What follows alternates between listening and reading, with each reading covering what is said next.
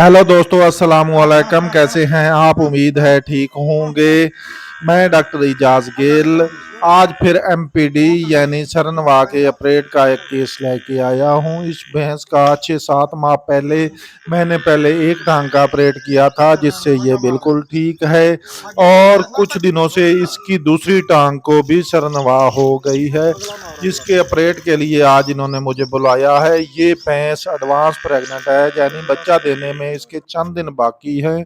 और सरनवा इस कंडीशन इस हद तक सीरियस है कि आज मालक की काफी कोशिश के बावजूद ये भैंस चल नहीं सकी।